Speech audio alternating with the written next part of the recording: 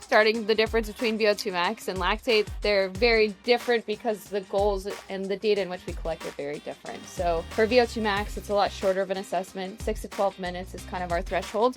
It's a hit it hard, it's a hit it fast. We're really looking for that maximal oxygen uptake and the maximal heart rate. Whereas lactate is going to be much more incremental. We're looking at stage specific markers, and so definitely separate by choice. Even though both of them are stage by stage assessments, each stage we're collecting blood samples and measuring your blood lactate levels. And so what's going to be happening is at lower exercise intensities, your lactate levels are going to remain relatively stable. And so that's going to hover somewhere hopefully slightly below 1 or slightly above 1. And then once we reach essentially the first lactate threshold, we get a slight increase in that lactate concentration. So if you started at 1 millimole of lactate, it might pop up to 1.5. And from there on, we're going to get a linear growth of that lactate, and that's going to essentially indicate, okay, we've moved from the end of zone 2 to the beginning of zone 3 once that linear rise begins. And once that linear rise becomes an exponential rise in our lactate concentrations, that's when we've hit our lactate threshold 2,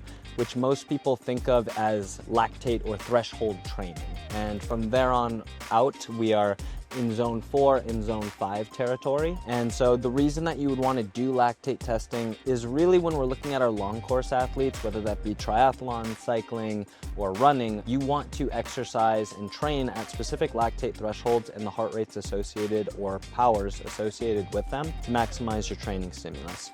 You're also able to plan your races around them. So if you're thinking of doing, let's say, a marathon, and you know and your coach knows that for you, just at your lactate threshold 1 is where you're going to be able to maintain it, you can find the approximate heart rate and conditions at which you're going to be able to hold that and aim to design your race plan around that. And for a VO2 max test, it's really good at detecting changes before and afterwards and using it as a longevity metric. And so there's very high correlations between VO2 max and health and lifespans.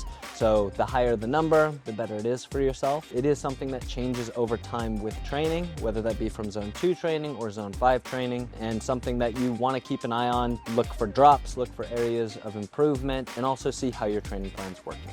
I like the fact that the lactate and the VO2 max tests are so complementary. So we have a lot of athletes who will come in and do a lactate test on the bike and then transition to a VO2 max on the tread.